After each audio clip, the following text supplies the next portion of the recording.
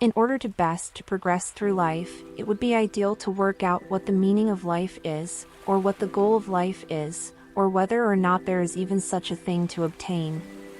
Because if we don't know where we're going, any actions we are taking could be putting us in the wrong direction. Therefore, it seems like it is the best action to first determine that goal. Unfortunately, this search will likely take time, a lot of time. In order to best facilitate that search, certain things need to be taken care of.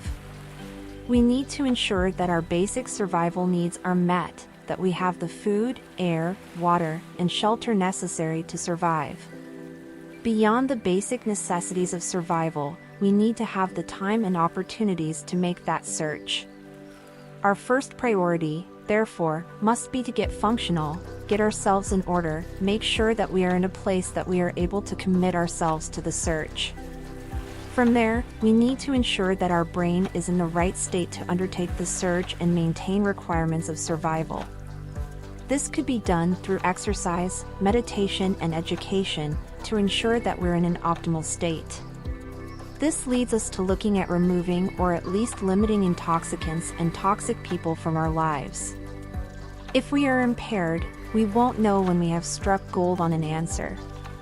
If the meaning enlightenment or attainment is predicated on a chemical or the presence of someone else, or if it isn't self-sustaining, then it clearly isn't the true, or at least the full answer. Now we are looking at a state where we need to maintain functionality, need to survive, need to ensure a healthy life.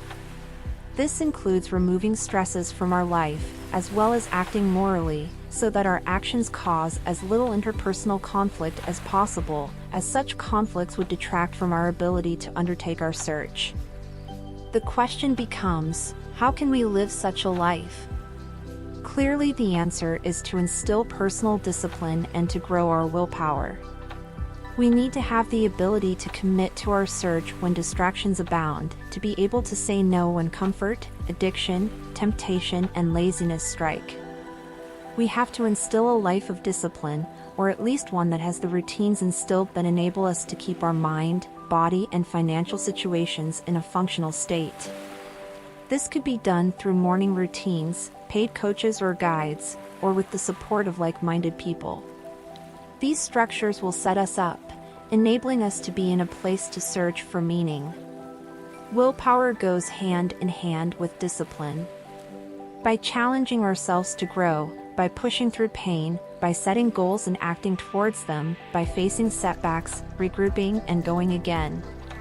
These goals can be set in a sporting arena, work, art, or any other part of life. We just need to be careful not to let these goals take over as a life focus. Attainment or not, their purpose is to instill will. Will to maintain our life, and thus enabling us to better our search. Now the question becomes, how are we going to know when we are on the right path? How and where can we start that search? Our time is limited, so it's important that we act with the correct focus. Start by reading and consuming the thoughts of great people, putting their thoughts into your brain and comparing them with your experience of reality. Look towards the philosophers, the leaders, the religious icons, and all of them, not just the ones you've grown up following. Listen to those who've come before you. Observe the young and older alike. Talk and engage with them. Let their wisdom into your mind. We need to meditate, to focus and attach, to see things truly.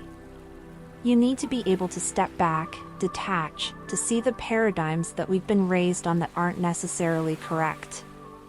It's just by chance that we were born into this place, into this time, with the gender and the ethnicities that we have.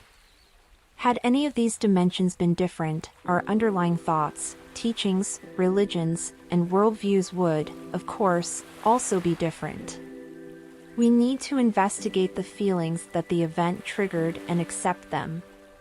Similarly, when life goes well, we need to accept it with equal detachment.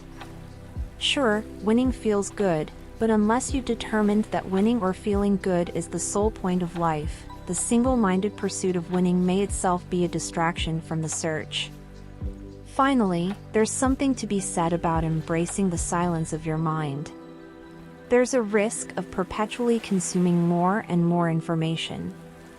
Of course, consuming information is necessary to our search, but there's an upper limit, both in terms of time and content. If you leave yourself no time to think, no silence for your own thoughts to fill, your search will, at best, be distracted and, at worst, misguided. Therefore, it's advisable to leave yourself with extended periods of silence in which to think and in which to contemplate. It's from that place of silence that your search can start. Now, I invite you to sit with me in silence. Set a timer and just observe what comes.